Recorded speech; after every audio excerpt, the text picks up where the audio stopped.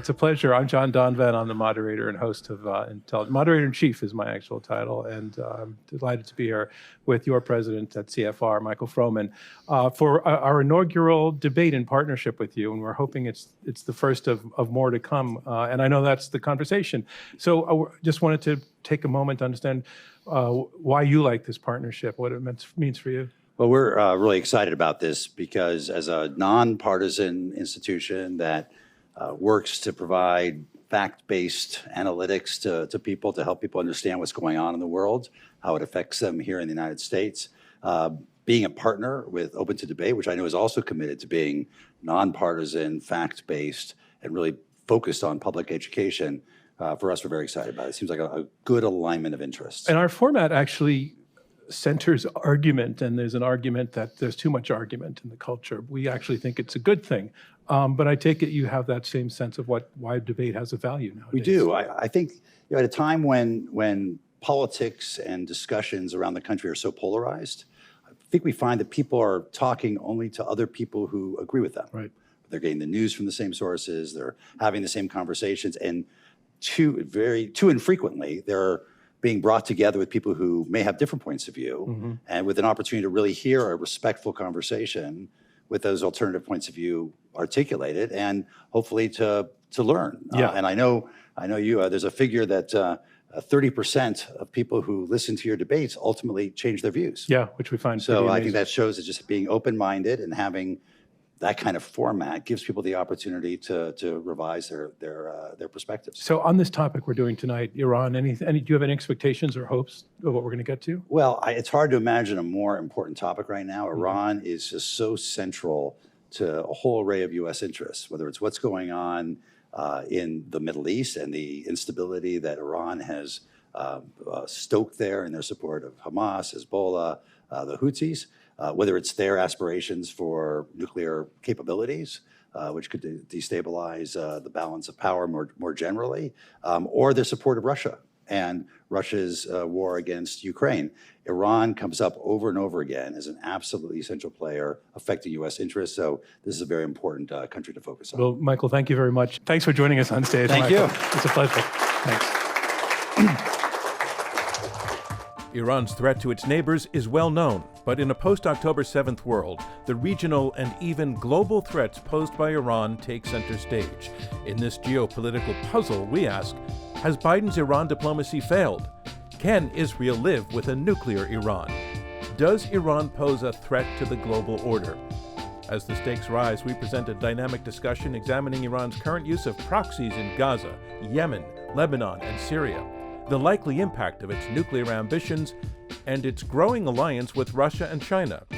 All of that and more in this debate produced in partnership with the Council on Foreign Relations. Unresolved, the Iran threat.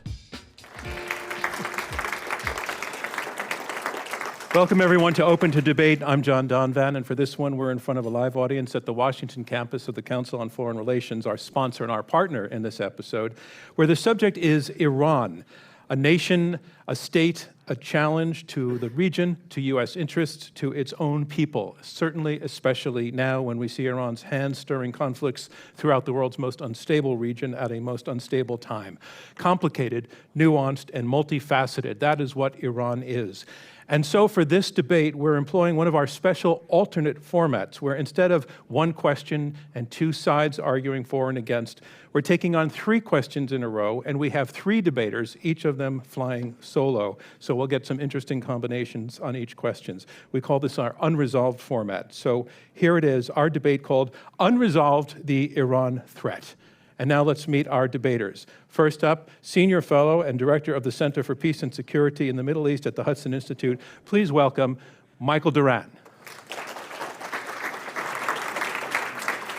Next, Distinguished Fellow at the Simpson Center, Barbara Slavin. And finally, Senior Fellow for Middle East Studies here at the Council on Foreign Relations, Ray Takei. Thank you.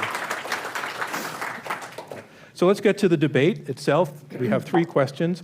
And our first question is, has Biden's Iran diplomacy failed? We want to see where each of you is going to argue on this. Michael Duran, are you going to answer yes or no? Emphatically, yes. Barbara, are you a yes or a no? I'm a weak no. And Ray? I'm a sort of weak yes. Okay. So what we're going to do now is hear from each of the debaters making a statement explaining why they're arguing yes or no, and after that we'll have some discussion on the topic. So Michael, you're up first. You're answering yes to the question. Emphatically, has Biden's Iran diplomacy failed? 90 seconds to tell us why. Well, thank you very much, John. Thanks to everyone for being here. The Biden administration came in with a theory. It was a theory that they inherited from the Obama administration, that it was possible to reach a modus vivendi with Iran, basically a mutual non-belligerence. And that would allow them to stabilize the Middle East, what in their parlance to de-escalate the whole region, depressurize it. I think we can look around now and we can see it very obviously has failed. Nuclear Iran is much closer than it has ever been before. They were going to pull Iran back from the nuclear precipice. Iran is within 1 week of having enough fissile material to build a nuclear weapon. It's within about 6 months of actually having a deliverable weaponized nuclear weapon. It's also a much bigger threat in the region. Its drones, ballistic missiles, and cruise missiles have created an offense-dominant regime in the region. They can, their weapons can hit, given to their proxies, the RGC is delivering these weapons to their proxies, they can hit the national critical infrastructure of every American ally, and they can also overwhelm the defenses of the United States. They are using those weapons in 5 different arenas in the region and 1 outside the region, that's in Ukraine. Clearly, they are not contained. The policy has failed. Thank you, Michael. Your turn now, Barbara. I say no, it has not completely failed because we are not at war with Iran. And we are still able to pass messages to the Iranian government. Just recently I read that the US actually sent a warning to Iran that there was about to be a terrorist attack on the city of Kerman.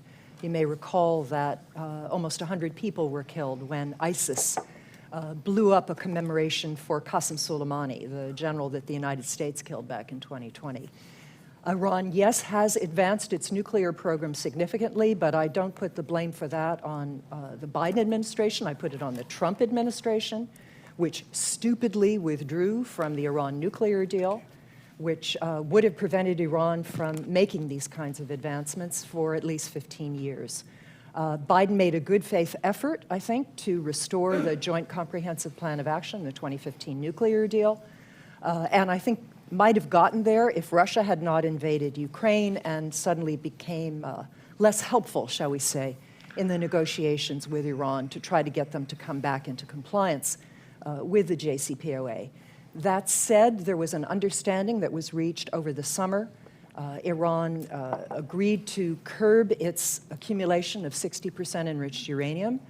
It agreed to free 5 American dual nationals who had been held unjustly for many years, one of them for almost a decade. And there were not all of these incidents, tit for tat, between Iranian-backed militias in Iraq and Americans in Iraq and in Syria. All of that had been tamped down. What nobody could have known was that Hamas was going to attack on October 7th, and that changed everything. Thank you very much. And Ray, it's your turn now. You are, again, to remind people, you are arguing yes. Yes.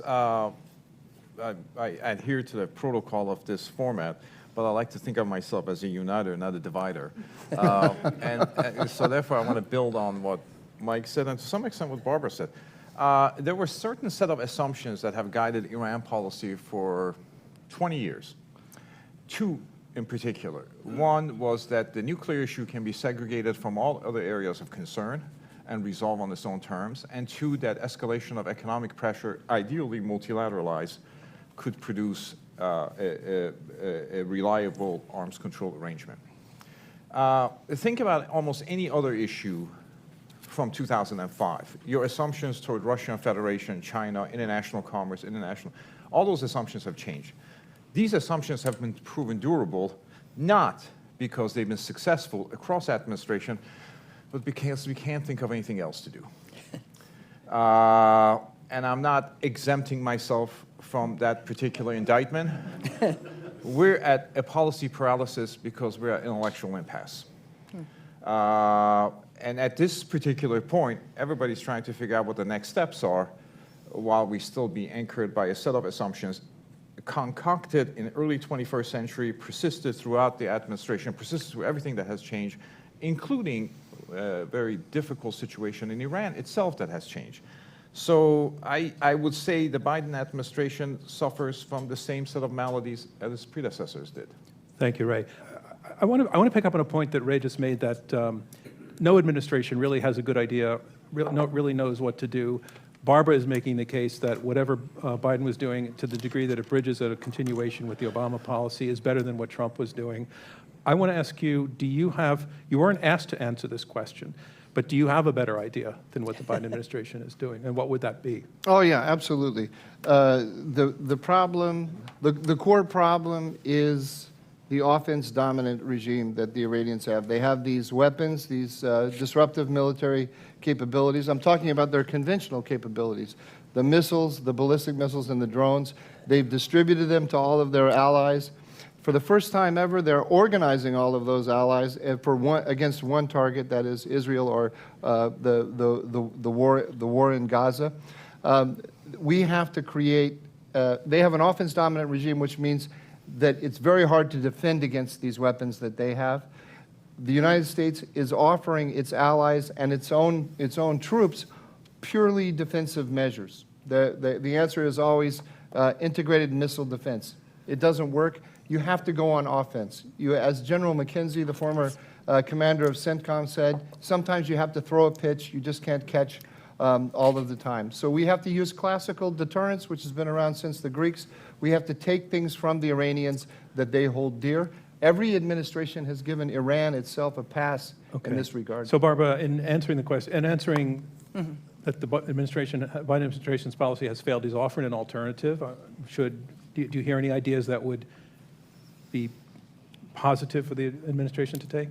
Well, I'm actually concerned that the Biden administration, is beginning to sound like the Trump administration. If you listen to the comments made by State Department officials, they put Iran-backed Houthis, they put malign behavior, they use all this language which gets you nowhere. I mean, it's virtue signaling.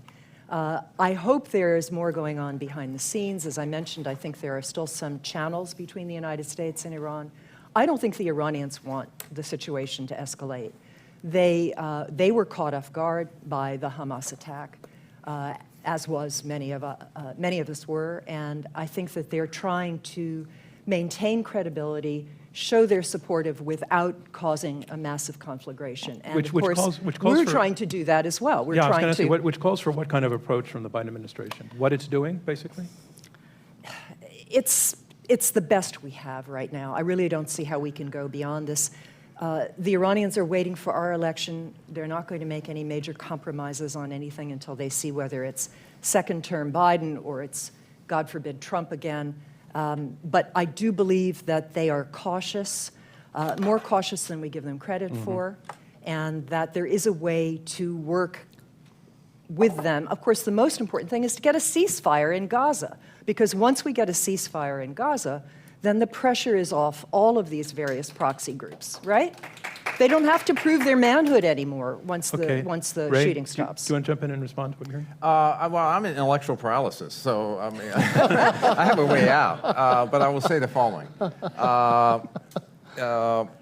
the question that I think is actually a basic question, but a threshold question. Why haven't the Iranians crossed the nuclear threshold? Probably there's no technological barrier to it, and the answer to that is speculative. And my speculation is as follows.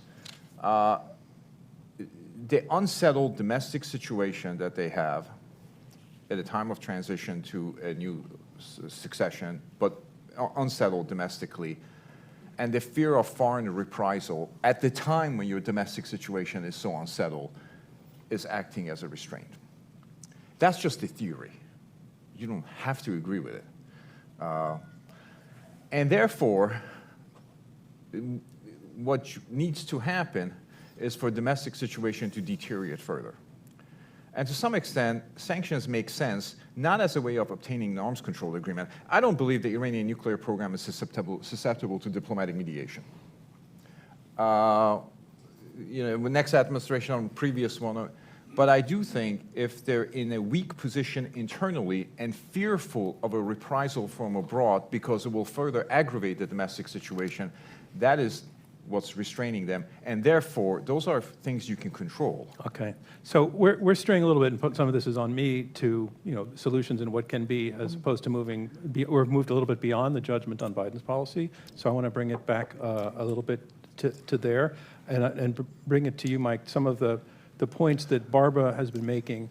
Ray just said he doesn't think there's a diplomatic conversation to be had with the Iranians about nuclear weapons. The Biden administration hoped to get back there. You obviously are not voting for that, but I want to know why. What's your assessment of where the Iranians are on that? I think that the Iranians are moving ever closer to a nuclear weapon.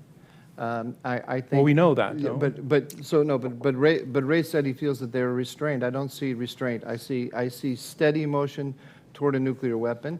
I see that they are already gaining from the closeness to a nuclear weapon that they have achieved from a lot of the benefits that come from having a nuclear weapon.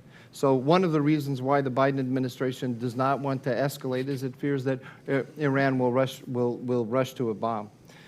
We have to prove to Iran, both with regard to its conventional capabilities and with regard to the nuclear threat, that we are actually willing to take from it things that it holds very dear. You can jump in, Barbara. Mike, what do you mean by that? What do you mean by that? Are you talking about bombing Tehran? I mean, what are you talking about? I'm talking about our troops are under attack directly from Iran. Right. The proxies, we call them proxies, the proxies that are attacking our troops in Iraq and Syria are under the direct command and control of Iran. They escalated. This is not about... Yeah, so what do you want to do to Iran that we aren't already doing? This is not about Gaza. This is to call this a war over Gaza is to frame it incorrectly. It's a war between the Iranian alliance system and the American alliance system. And what we need to do, for example, there is Abdul Reza Shalahi, who's in Sana'a and who is delivering missiles, drones, and ballistic missiles to the Houthis. Right. The Houthis just used, for the first time ever in the world... So you want to assassinate him? Yes. Yeah, we absolutely. tried, in 2020 and missed, apparently. We have very good skills at this. We can. I'm sorry. They'll replace him with another IRGC general. That's what they do. And we'll kill him. And we'll kill another one. And we'll kill another one. Barbara, this is the conversation that isn't happening in Tehran. When the IRGC says, let's attack Americans, Khamenei never says, oh, no, you know what? Force doesn't work. The Americans will just replace whatever we take away from them, they'll just replace it with something else. I'm sorry, I think the Israelis have killed, I don't know how many Iranian generals. We're talking generals. about the United States. The United States why do you think killed Soleimani, and it didn't do us any damn good. Why do you think that conversation never takes place in Tehran? Ray, I feel like I need to give you an opening. Why are there no Barbara? All right, good. You're good? Actually, I think there are some. Why are there no Barbara Slavins in Iran calling on the Iranians to understand the futility of force? Actually, if you look at their actions since October 7th, I think there are people who've been advocating restraint. Name three. Within the system, I think Ali Shamhani, the former Shamhani, the former national security advisor, is one. You hear people like Javad Zarif. You hear others. It doesn't always bubble up, into public discussion. But if you look at their actions, Hezbollah has not been unleashed. We've had an intensification of the fight between the Iran-backed militias in Iraq and Syria and Americans, but thank God no Americans have been killed. We've had 130 attacks on the United States. Yeah, no Americans killed. You have to try hard not to kill people in that 130 attacks on Americans. Americans have traumatic brain injury, and Iraqis working on American bases have been killed. 130 attacks. How many American attacks have there been against Iran? Well, the U.S. Against Iran. U.S. assassinated a key militia figure in Baghdad recently. An Iranian? Close, not quite, We but have to the take- we- Israelis do that for us. We see the point of this particular part of the exercise. The Israelis killed, I don't know how many. We're running out of time on this Okay. question. And Ray, I'm coming one more time to give Are you you the a fan of last word, assassination? 20 Well, seconds. I would say one thing about I think this conversation has indicated that, about the genius of the Iranian proxy war strategy. Because the axis of resistance is real, and it's as consolidated and coordinated. And the genius of that is when Iranian allied proxies attack targets in Iraq, Syria, or elsewhere, the retaliation is never against Iran itself. Right. And even Mike was talking about killing people in Yemen. So long as the Iranian territory remains unmolested, which it will be because the imperative in the situations today is, quote unquote, not to expand the war. So long as that's the case, I think the proxy strategy, which has been brilliant, this has been a brilliant proxy strategy. It helped evict the United States from Iraq. It helped sustain the Assad regime. It's only brilliant because we're so restrained. I got to think it's say, brilliant. that is a That's what wrap. makes it brilliant. That's a wrap on question one.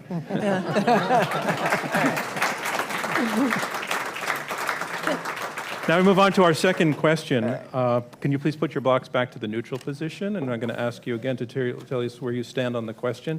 Ray, I'm going to come to you first. The question is, can Israel live with a nuclear Iran? Ray, are you a yes or a no? I would say no on this. And Barbara? Yes. And Michael? An emphatic no. Ray, you're up first on this Everything with one. Mike is emphatic. Ray, you're up first.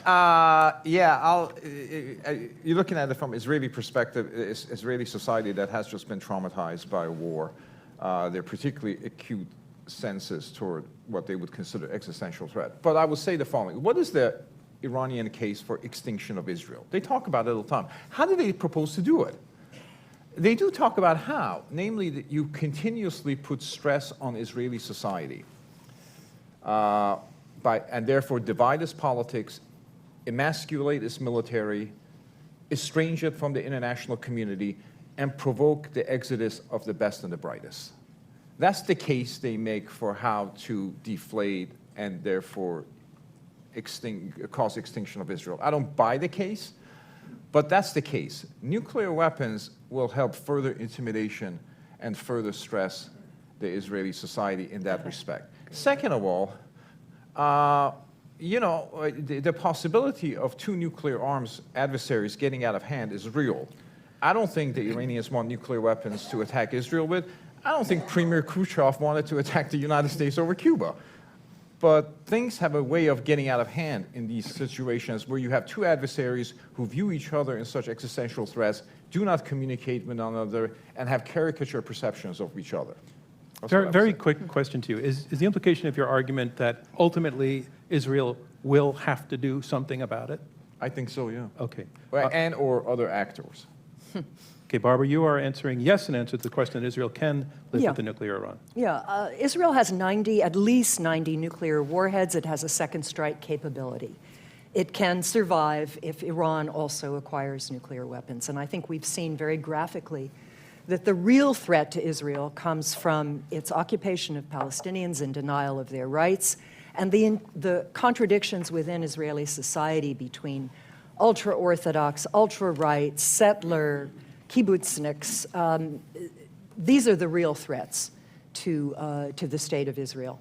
People are leaving the country. Some are leaving the country because of what happened on October 7th. That was all done with the crudest of tools by Hamas. So nuclear weapons, I don't think, even if Iran were to get them, and I'm not convinced that they will, they wouldn't be used because Israel would be able to respond and destroy Iran. I just don't, I think Israel would have to live with it. I would agree with one thing that Ray said, though, and when I was writing my book, Bitter Friends, Bosom Enemies, I had a quote from a man named Ephraim Snei, who was a very senior Israeli general. And he said that the reason that Israel was afraid of Iran getting nuclear weapons was not because they thought Iran would use them, but because it would make Jews not want to move to Israel. They would feel more vulnerable. So I do agree with that, but I think Israelis have plenty of reasons to feel vulnerable now that have nothing to do with nuclear weapons. Okay, Michael, you are in emphatic disagreement. let's go back to this issue of the offense-dominant regime. I just got back from Israel. Israeli society is more united than any time since I've been going there. If you talk to the soldiers who've been in Gaza, you've got the religious and secular working together, desiring to defeat their enemies, which includes not just the Hamas, but also Hezbollah. The north of the country, along the Lebanese border, has been depopulated because of the threat from Hezbollah. This is the conventional threat due to their ballistic missiles, cruise missiles, and drones, which they get from the Iranians.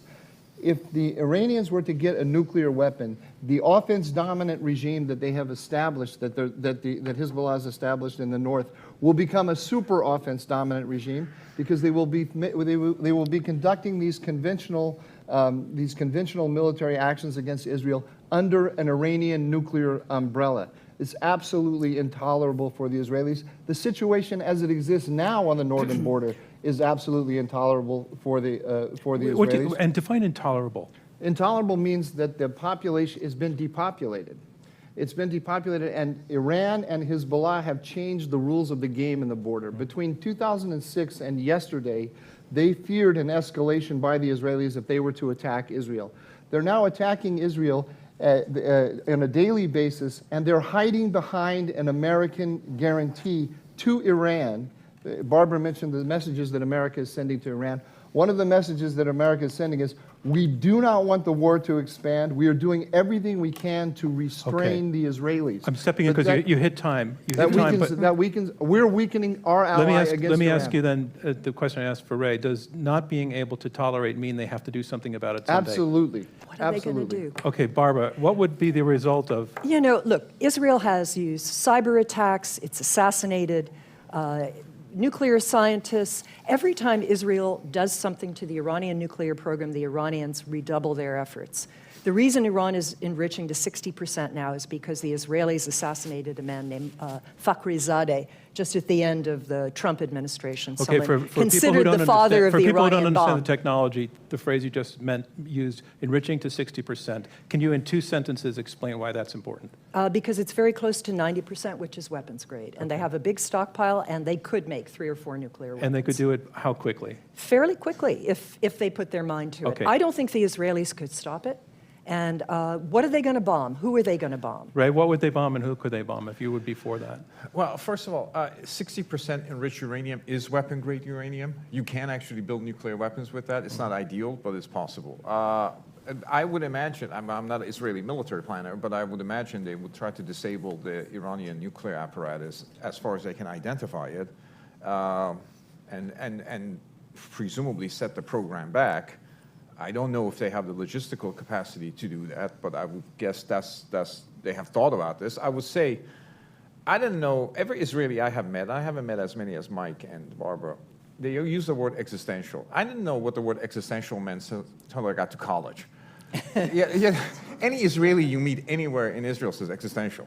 So it is a very serious threat to them. I don't think it should be minimized. It is a threat to the cohesion of their society. It is certain the rhetoric that Iran uses. The Islamic Republic of Iran is not just anti-Israel, it's profoundly anti-Semitic. Yeah, they don't like Arabs. There's no reason you can't hate both. In my experience, much more anti-Arab than anti-Jewish. But anyway, well, the rhetoric of the clerical estate is profoundly anti-Semitic. There's nobody Jewish. in the Iranian clerical leadership that believes Holocaust happened. It wasn't just President Ahmadinejad's position was a consensus position. But to go back to your question, I would suspect they have thought about how to do this. Whether they can do it successfully or not, of course, remains to be seen. I just want to emphasize something that Ray said about how profoundly odd it is to have a regime that openly calls for the destruction of Israel, and that denies the Holocaust, and that delivers drones, missiles, and ballistic missiles to all of its proxies around the region, and attacks every one of its neighbors with the exception of Turkey and Azerbaijan with these things. This is not normal behavior. This is not a normal regime. And one of the reasons that the Israelis cannot tolerate it is that they are openly calling for obliterating Israel. It's not just a, it's not just, no, I get to, no, I want to finish the idea. You can correct my rhetoric in just a minute. Because it isn't just a prejudice that Persians have toward Arabs and Jews. They call for the destruction of Israel. This is strange, Barbara. Actually, it's odd. Actually, if you look at their statements, I'll take another word. Recent statements, it's evil. If you look at their recent statements, and this has been very interesting, and I recommend Middle East Voices on the Stimson Center site, which is a blog that I manage and write for. But actually, Iran has now repeatedly signed on to statements from the Arab League, the Organization of Islamic Conference, the UN, that call for a two-state solution. That's not calling for the destruction of Israel. I know your argument rests on the idea that you don't think they're going to get to it. I believe that's what you're saying. But I want to ask you, if they did, how do you think Iran would behave as a nuclear power? Probably like other countries with nuclear weapons. It would make them feel more important, but they would never use them. The Iranians don't just deliver weapons to the Houthis. They also train them. What the slogan of the Houthis, which they have learned from the Iranians and which is inculcated into Yemeni youth, is Allahu Akbar, death to America, death to Israel, a curse on the Jews, glory to Islam. That is not a call for a two-state solution. That's the Houthis. That's not Iran. That is not. All right, I'm not talking about the Houthis. That's not the beginning. To bring of it the back to the discussion. nuclear question. I'm talking about the Iranians. My question to you: How would Iran, do you think, behave as a nuclear power? I think Iran, as a nuclear power, would be. Iran has already shown its cards of who it is. It is a profoundly expansionist power. It wants to destroy Israel. It wants to drive the United States from the Middle East. They're not hiding it. They say it every day openly. They are going to behave with the same aggressive behavior when they become nuclear that they're behaving now, and then some. But using? They will backstop their aggressive actions with a nuclear threat, which means that there will be a series. When you have two nuclear powers, and there won't be just two. Right now there'll be two, Israel and Iran. After Iran gets a bomb, Saudi Arabia will get one the day after. The Turks will likely get one shortly after that. We'll have a multilateral nuclear standoff in the region with countries on a hair trigger. That's a situation that none of us should want to deal with. Ray, jump in, please. It was Israel an Israeli minister that threatened to nuke Gaza just the other day. Did it twice.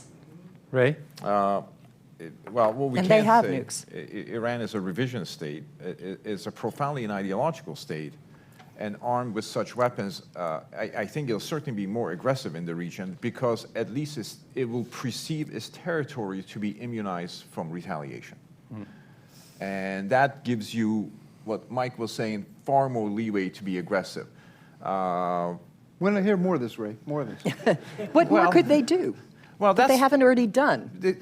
That's not an argument with for conventional, them to have, power. Well, if I may say, they're behaving so appallingly, and therefore it's not an argument for them to have nuclear weapons. No, I'm not arguing. I don't want them to have nuclear weapons. God, no. But if they do, I don't think I don't think that means World War III. Well, I do think there is a risk of escalation between these two nuclear weapon states, Israel and Iran. If you look at the history of nuclear standoffs between the United States and Israel, United States and the Soviet Union, it was very hazardous. And there were many times where things could have gone radically the other way. And I just think the introduction of that kind of a danger in a region as volatile as the Middle East, no one should be sanguine about that possibility. So it's not Could just it a make them danger more to Israel? cautious? You're saying it's not just a danger to Israel, which is the question we're focusing on, but broader than that. Well, it certainly is. I think it's more of a regional danger. Yes. Barbara, you were saying? Yeah, no, it would certainly lead to more proliferation. The Saudis have made it very clear they would get a bomb one way or the other if Iran does, which makes me even more uncomfortable. But I think the Israelis should come clean on their nuclear arsenal. I think that would be very healthy. And then we can have a broad arms control discussion about the whole region. Not this, business where everybody knows that Israel has this arsenal, and apart from the stupid remarks of an extremely stupid cabinet minister, doesn't usually talk about it. Then you can have an open discussion about who should have what, and maybe we could get the IAEA in to actually examine Israel's nuclear program. Michael, to the degree that you do think that it's intolerable for Israel and Israel has to do something someday, do you have a sense of the clock on that? As we said, the Iranians are about 6 months away from if they went gangbusters, wholehearted effort to build a deliverable weapon, they could do it in about 6 months. If they tried to do it in a slow, gradual, clandestine way, they could do it in about 2 years. So I think that this is we're in the window of danger, I'd say. And we're in the window where if Israel is ever going to act on this, that should be now. Yeah, because it's been driven home to the war in the north in particular. Gaza less, but the war in the north with Hezbollah has driven home to the Israelis the depth of the problem. Because if they were to go to war with Hezbollah now, just with the conventional weapons that Hezbollah has, the devastation in Israel will be significant. Israel will win that war. It will win it, but it will come at a very, very high cost to Israel. They calculate that if Iran got a nuclear weapon and they had to have that war, it would be much more dangerous. Do we expect that Iran would be responsible about proliferation among its proxies, that they would not be handing out tactical nukes to their guys? I don't see how we can possibly make any of these assumptions. But on the basis of, again, on the basis of the behavior that we see, the Houthis just shot for the first time in the world ever a surface-to-ship ballistic missile. No power in the world has ever done this. This was delivered to them by Iran. There are 2 countries in the world that are developing surface-to-ship ballistic missiles. That's China and Iran. The Houthis, which are otherwise a ragtag militia with no significant industrial base, have this weapon that only first-tier military powers have. Iran has shown absolutely no restrictions whatsoever in handing these weapons to its Barbara, when I asked that allies. question, you chuckled a little bit, and I think in terms of the clock, you're going to get the last word on this. So the question was... Would they give it to others if they develop it? I sincerely doubt that. Okay, that wraps question number 2.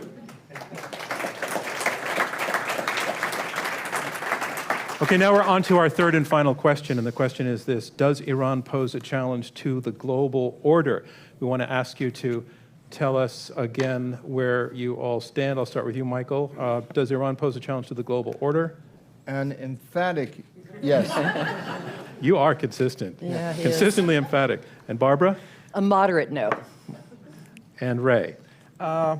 Probably not, no. Ray, Yeah. Ray, Global order? Ray, I'm come not back, That's a- come back, that's a Ray, guy. come back. What happened? Finally, somebody agrees with me. Okay, we have 2 no's and a yes, and Ray, we're going to ask you to go first on this one to tell us why are you a no? Global, it is not a global power, doesn't seem to have global pretensions. But I will say one thing that should be cause for concern. It is now part of a global alliance with Russia and China alliance that has been cemented recently in a really fundamental way. And the Iranians have, despite the rhetoric of self-reliance, they have searched for allies, great power allies. And now they're part of that. But with great power allies come responsibility or requests. Iran today is involved in a war in Central Europe. It's involved in the war in Ukraine. It's implicitly at war with NATO. There are no ideological or practical or national interests at stake here. They're only doing it because the Russians want them to do it. So Iran is not a global power, but its nefarious aspects of its behavior may find global imprint because of the alliance that it has become a junior partner to. I yield the remainder of my time to Mike Durant. Let's see. I can Let's, split Michael, that. let's have you go second since you're in the middle on this one. I get it here? Yeah, I get raised Yeah, time. I'm going to jump to get a contrary position sandwiched in there. Okay, good. I'll take part of Barbara's time too. Thanks. They're absolutely a threat to the global order because of what Ray said at the end. They are a partner with the Russians and the Chinese against the American order. We know now the Russian-Iranian alliance is there for everyone to see, and it started as an alliance in Syria. Now it's an alliance in Ukraine. The technological advantages that the Iranians are getting from their defense cooperation with Russia is making those disruptive military capabilities, I'm talking about their conventional capabilities, that much more significant. They're also being built up by the Chinese, somewhat surreptitiously, somewhat out in the open, because the Chinese realize that by strengthening the most disruptive element in the region, they are driving the allies of the United States toward China in order to balance Iran. We see it perversely even in our own policy. It was reported yesterday that the Biden administration has turned to Beijing to try to convince the Iranians, to convince the Houthis to stop attacking global shipping. They have shut down the Iranians simply through shooting missiles at Michael, ships. that's time. Sorry. Okay. Barbara. Yeah, I don't see them. I don't see them as a global power. I see them as a regional power, and a very potent one. I see Iran sort of like a porcupine. You know, it projects antagonism. It stirs up. It stirs the pot in countries that have their own internal problems. It finds horses it can back, creates militias, arms them, and so on. But inside, I see it as quite vulnerable. And I probably agree with Ray on this. I think there are so many internal problems. This country, it's about to Which mark... is why we should smack them hard. That's the one thing that would cause them to coalesce. No, I mean, have you learned nothing we have from all the stupid wars we've been involved in over the last 20 years? We have the ability, the United States of America, to scare the bejeebas out of them. No, we don't. We do. No. We do. I mean, look what happened last year Are they during weak the Women or are they Life strong? Freedom. Are they weak or are they strong? You know, you weren't saying supposed to be arguing I yet. think they have a lot of internal hey, Michael, problems. This is okay? still Barbara's time. Well, he doesn't pay attention. A lot of internal problems. You wanted crosstalk. Not yet. Okay. And as Ray pointed out, they will at some point have a succession from Supreme Leader Khamenei to another Supreme Leader or some other form or fashion of government. And I think that, you know, the alliances that they've developed, these are all, they call it forward defense. These proxies are forward defense to prevent other countries from attacking Iran. Remember, Iran is a country that has been historically invaded over and over and over again. They have no love for the Russians. This is purely tactical. Okay, that is time on your opening And not statement. much for the Chinese either. Michael, I know you're ready to go on this one, so go. No, the American policy, by failing to support our allies against Iran or offering them only purely defensive measures, is actually pushing them to Beijing to moderate Iran. And we are strengthening the axis among Beijing, Moscow, Tehran, and North Korea. That's how we need to understand it. And if we want to pull Iran away from that alliance, we have to hit it, and we have to hit it hard, and we have to make it pay a price for all of the policies all of the aggressive policies that it is carrying out. There's a kind of paradox in Iran. Iran is weak internally. It's very weak, but their aspirations are global. The supreme leader sees himself not just as the leader of Iran, but as the leader of the entire Islamic world. The Iranians are in Venezuela. The Iranians are working with North Korea. They're working with China. They have shut down 80% of the shipping going through the Suez Canal. This is intolerable.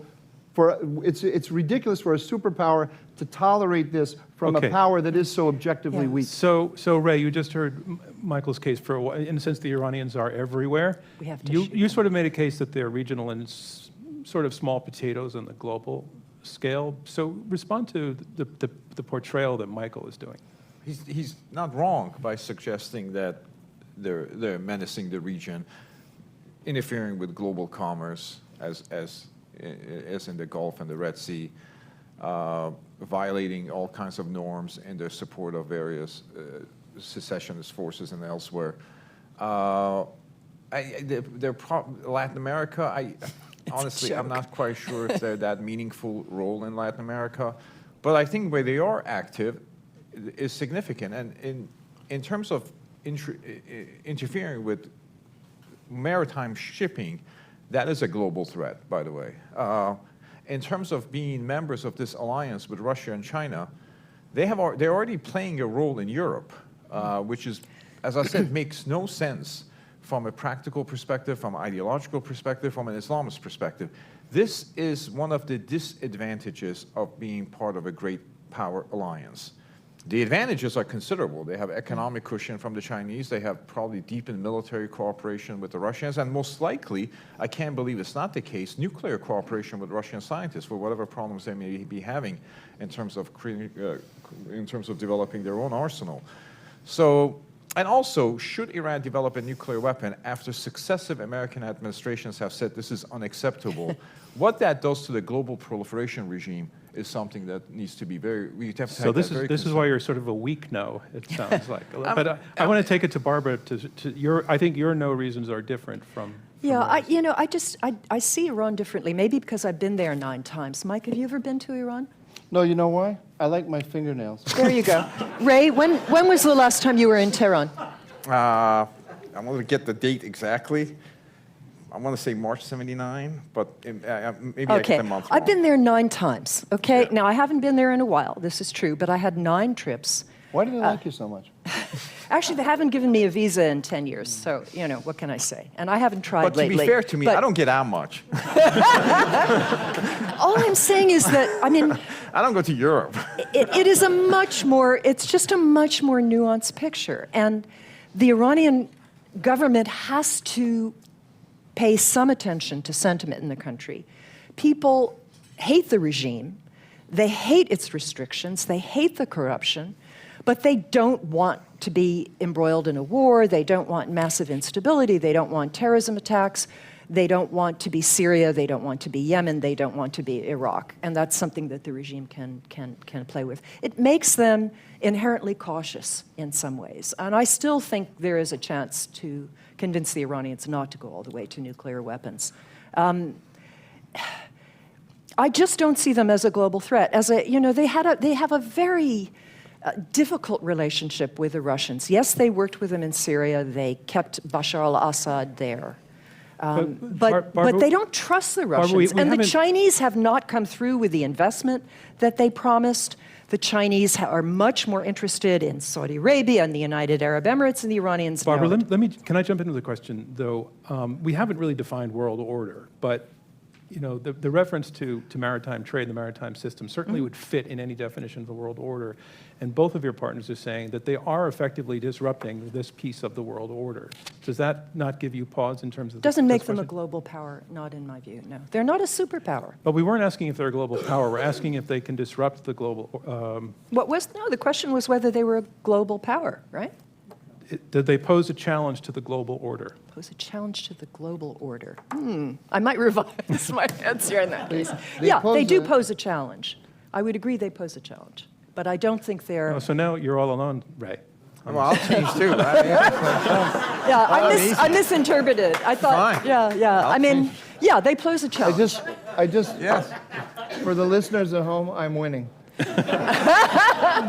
It's just that I would not overestimate that challenge. All right. Since we've all had, for the first time ever in the history of Open to Debate, had debaters decide in the midst of the debate to align on one side, I'm going to call this round because we want to take questions from you, our audience.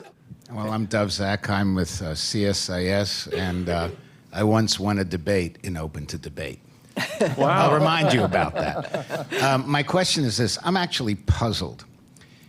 If Iran wants to push the United States out of the Middle East, the worst way to do it is what they're doing right now, which is to support the Houthis, and all of a sudden, like every previous administration, this administration, which wanted to walk away from the Middle East, is now stuck there.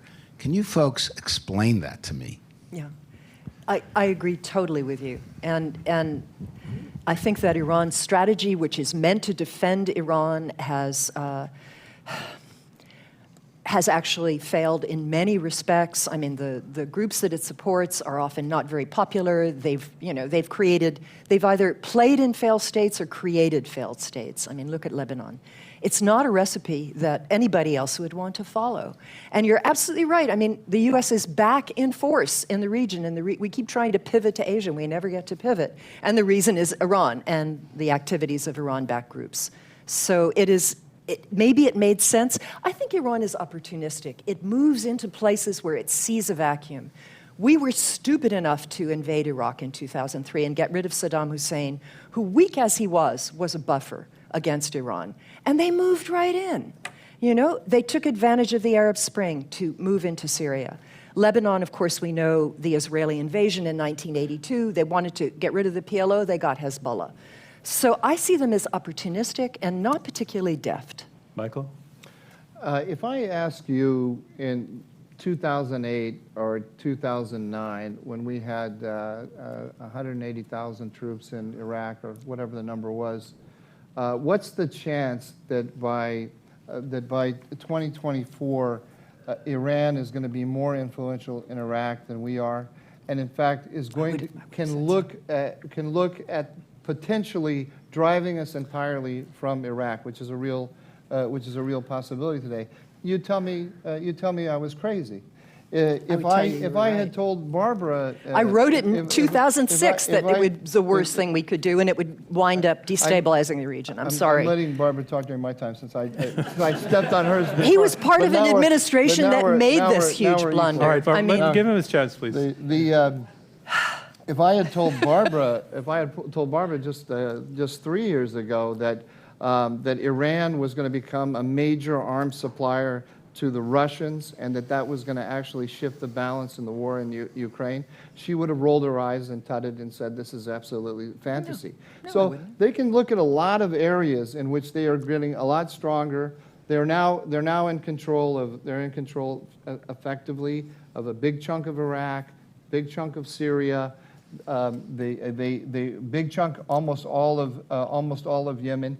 And the United States is ceding all of that to them. It's recognizing them as the dominant power in these areas. Ray, would you like to see things working to their we much to their supported advantage. a war in Yemen that the Saudis carried on for years, killed thousands of people, and it only made the Houthis stronger. I mean, you have to, at some point, grant that Iran finds issues and groups that have some resonance in their area. Otherwise, they would not be able to create these proxies. Ray? Dov, I'm not quite sure if the proxy war strategy didn't contribute to eviction of the United States from Iraq when they lacerated the American forces. So and I'm not sure if their strategy of inflaming the conflict on all of Israel's boundaries will not help instigate the international community to impose some kind of a solution on Israel short of its objective of cleansing Gaza of Hamas. So I think the strategy has been more successful than perhaps you credited. And I think by contributing to the humanitarian catastrophe in Yemen, they forced the Saudis to sue for peace. So this is not, the proxy strategy is remarkably effective, including precipitating America's defeat and departure from Iraq. Any other questions? Right down here. If you could stand up, too, thanks. Yes, hi, thanks very much. I'm Tim Persons with PwC. I'm a CFR member. Thanks for the debate. Just remembering that old statement or the adage about, if you forget your history, you're condemned to repeat it. The Persian Empire, the Persian thinking, the Persian culture has been around millennium. What lessons, if any, can we learn from history, from the way Persians have thought of the various conflicts, all those sort of things, that we can apply in today's world? Like, what can we do now, learning lessons from even the distant past, millennia ago? Thank you. I would just start with that emphatically. Here, I think there's a fundamental point of that maybe it's the difference between Barbara and others, is I tend to view, and maybe you agree, that the Islamic Republic is a fundamental departure from normative patterns of Persian statecraft. That actually is injected ideology into the foreign policy making. They doing things that Persian monarchs of the past wouldn't contemplate or consider, like this whole crusade against Israel. That is an Islamic Republic thing. So I think it is a departure from the patterns of Persian monarchies of the past, Pahlavi, Qajar, and others, and it has to be viewed. I think probably Mike and I view the Islamic Republic as more ideological, and Barbara views it as more opportunistic. And that's the chasm. Are you all in agreement on that question? No. Okay, Michael. I see it as ideological as well, okay. ideological and opportunistic. Yeah. Michael? Oh, I agree with Barbara. Ideological and There you go. The thing that I think is really interesting about the Iranians and the way they are making war and the success of their strategy is actually what Barbara said earlier about their ability to look at seams and cracks in the region and go and exacerbate those. And they're really good at hammering on these on all of these fractures, especially in the Arab world, which is very fractious. I believe it comes from their domestic order because it's a Persian-dominated system with all of these ethnic minorities which are separate from each other and surrounded along its borders, and the ethnic minorities have deep ties of affinity to some of the surrounding states, including ones that are very threatening to them. And so they become very good at setting their minorities against each other and making the Persians feel that if they go down, if the Islamic Republic goes down, then it's going to be the deluge of the minorities. And they've taken those talents that have been honed at home, and they're using them across the region. The problem, we need to read their fear. We need to stop making stupid mistakes. We need to read their fear, what really scares them, and use it to turn them into the moderate, peace-loving people that Barbara says they are. Okay. I never said that. All right. And for the record, she has not said that. I have not said that. Now, we want to go to a member of our virtual audience, and we're going to hear the question and the questioner, so I switch over. I have a question for Barbara because here it comes. I haven't been to Iran, but my daughter actually has been.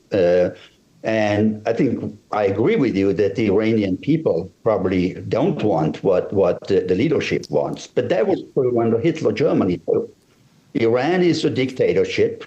We were told, historically, that Hitler would never be able to do what he was going to do because the German population didn't want it. Well, see what happened. I don't think we can rely at all on what the Iranian people want. What we have to focus on is what the Iranian leadership wants. Okay, I think we get the gist of your My question comment. is to Barbara, how can we be comfortable, as you seem to be, about what the Iranian people want? Well, I'm not comfortable about what the Iranian government does or what the Iranian government wants. I'm simply saying that I think that there are restraints on the behavior of the Iranian government because even if it is a dictatorship, it has to have some sense of how far it can go and what its people can tolerate. And everything it's been doing lately suggests to me that they're trying to avoid a widening of the conflict. The point I wanted to make with Iran can't invent issues. It takes advantage, yes, but if the United States keeps bludgeoning its way around the Middle East, using military force instead of diplomacy over and over again, we are going to lose. We lost in Iraq, we lost in Afghanistan. Pulling out of the JCPOA was a terrible mistake. We will not be able to stop the Iranians now if they want to develop nukes. We should learn from our mistakes. Okay. And I don't think everyone has. I want to go Certainly to not another in question. Washington anyway. If you could stand up and tell us who you are. Hi. Sort of piggybacking on the question of learning from history, I'm curious, do you think that there's anything we can take away from more recent history, like the Iran-Iraq War, which we supported and we looked the other way when there was chemical weapons usage? If we were to take the more maximalist approach, what can we learn from that experience? So, Michael, I think the question is to you and how to do it and not blow it. I think that's really is what the question is. Yeah, I don't think we have to. I don't think we have to take maximalist objectives. We don't have to. We don't have to remake the Middle East, and we don't have to remake Iran. We just have to deter them, and that's eminently doable. We deterred the Soviet Union throughout its whole history. We just have to show them that the behavior that they're engaged in, which is escalatory and threatening to all of their neighbors, is unacceptable. And if they continue it, they're going to pay a price for it, a very heavy price. What is remarkable about the policy of every administration since George W. Bush, even before, down to today, is how averse the American national security establishment is to making Iran actually pay a price, even when it kills Americans. I still don't understand what he wants us to do. Bomb Tehran, bomb Natanz, what do you want us to do that we're not already doing? Iran is sanctioned up to the eyeballs. What more can we do? No, it's That's not, punitive. It's not sanctioned up the eyeballs. Right now it's on paper, but right now you know as well as anybody in this room that the Iranian oil sales to China and how would you stop that? A blockade? You want to blockade the Iranian coast? We stopped it under the Trump administration. No, you the didn't. Biden administration came in. We reduced it very, very significantly. Ray, Come can I just one point, please. John, very, very quickly. You say diplomacy will work. That was the theory of the Biden administration. If ever we have seen a theory that has been implemented and failed, it's this one. No, I disagree. Ray, you're going to get the last word again in this round, but I'd like to see if you have an answer to the question. In terms of U.S. military response in the region, is there a calibration, a strategy that makes sense? You mean, I guess I first have to know what the objectives of a military strike are. Once you have that, you can tailor your military strategy, I would say. Lessons of Iran-Iraq War, that was a time when Iran was particularly feverish in terms of its ideological commitments. And over time, with the exhaustion of the population, it became less so. What I would say is the legacy of the Iran-Iraq War haunts the Iranian regime, because a lot of the reconstruction aid was not used, the corruption came about, and it essentially caused them to be relying on proxies as opposed to committing their own forces because they became more casualty averse. But the proxy war strategy has been quite brilliant. The closest thing to it would be, and they would be offended by this comparison, the British, when they rely on auxiliary forces from other places in order to patrol their empire. Okay, that concludes discussion on our third question. Thank you very much. So before we wrap, what I would like to do, as was mentioned at the beginning, Michael mentioned that we have a remarkable record with people changing their minds by listening to the debates. You all changed your minds in the middle of the debate, so we did. I wanted to see I didn't. I'm just curious. We just like to Consistency is register by a round of applause, and there's no pressure to actually say I did, but we're just curious on the different questions how you all responded. So if we go back to the first question, whether Biden's Iran diplomacy has failed, how many people changed their minds as a result of hearing the conversation? Nobody. Dead silence. How about whether Israel can live with a nuclear Iran? Did anybody change their minds on that? No. Smattering, that's called. And does Iran pose a challenge to the global order? How many people changed their minds on that? Okay, and the last question is, despite the fact that very few of you changed your minds, did any of you hear anything that will go into your thinking about the issue that maybe you hadn't included before, just by a round of applause?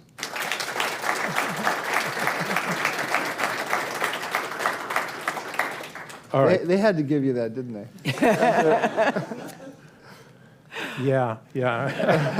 But I appreciate that you did give it to us. That concludes this Open to Debate, Unresolved debate, where we've been asking questions surrounding the threat of Iran at the Council on Foreign Relations. It's been terrific to have the CFR as our partner, and I also especially want to thank our three debaters for the spectacular job they did in living up to our ideals of having civil and robust disagreement in a way that is constructive and that actually makes you think differently about the issue than you did before you heard the argument. So please, a round of applause to them.